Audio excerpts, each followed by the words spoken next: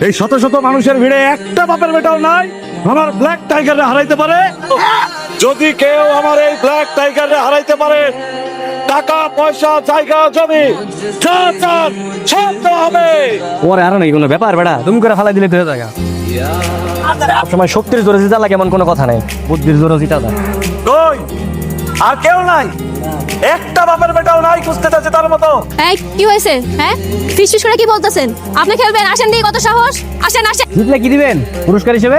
কি চাও তুমি পুরস্কার? আমি যা পুরস্কার চাবো তাই দিবেন তো? হ্যাঁ। তাহলে আমি যদি জিতি তাহলে পুরস্কার হিসেবে আপনার বোনের লাগে আমার বিয়া দিতে রাজি আছে? ওকে, আমি রাজি।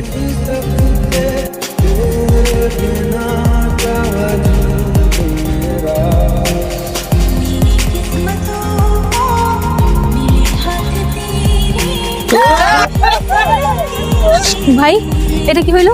টাইগার তো হাইরা গেল। আমি কিন্তু এগুলো জীবনে বিয়ে করতে পারবো না।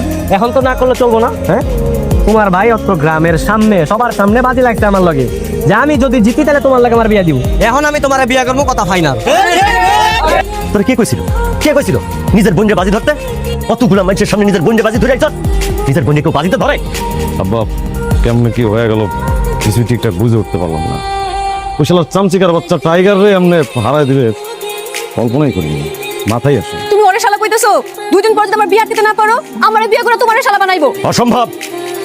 এই গ্রামে আমার একটা মান সম্মান আছে, আমি কোনোদিনই এই ফকিন্ডির বাচ্চারা আমার বাড়ির জামাই বইলা মানে নেব না। আরে খাট তো লড়াই এটা, এই খাটটা ভালো করে ঠিক করিস তো, তাহলে আবার বাসুরিতে ঝামেলা হইলে বেচার হুদাই লজ্জা পাইব।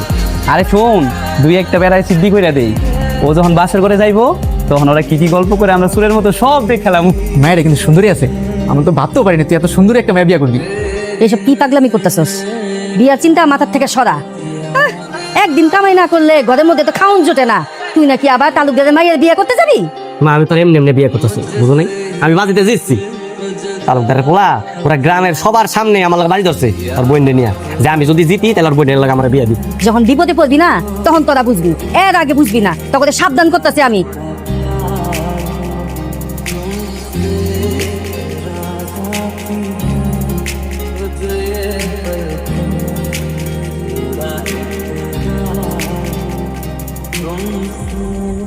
থামো থামো, কি করতেছো সব? হ্যাঁ, কি কইতাছো বউ? হ্যাঁ, আরে আমি তো তোমারে বিয়ে করতে আইছি। বিয়া?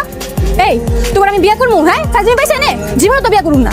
দাঁড়াও, আব্বার ডাকতেছি। আব্বা! আর থামো, ইসলামি কেন করবো?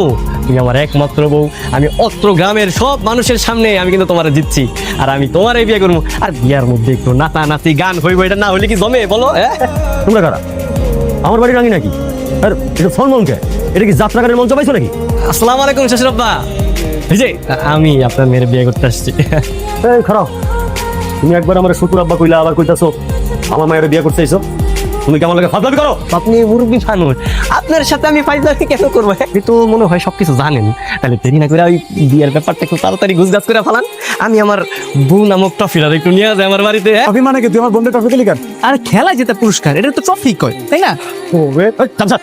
পুরস্কার হিসেবে তুমি টাকা পয়সা লিয়ে যাও, একটা দোকানপাট দাও, নিজের বড় করার চেষ্টা করো, আর আমার মায়ের উপর থেকে নজর উঠাও। আমি আমার বউরে নিয়ে যাবো, আমার টাকা পয়সার কোনো দরকার নেই। কিসের বউ? এত বউ বউ করতেছো কেন? আরেকবার যদি মুখ দিয়ে বউ নাম উচ্চারণ করছো না, তোমার জীবন তাই না ছেড়ে ফেলবো আমি। আমার বউ ফিরাই গেছে। আরে গান গান শুরু কর না, আরে নাচো। এই তোমরা যদি না থামো আমি কিন্তু গুলি করুম। সত্যি কি তুমি আমার কাছে যাবি? হ্যাঁ অবশ্যই যাবো, অবশ্যই যাবো। শুধু আঙুলে ঘি না উঠলে আঙুল দেখা করো।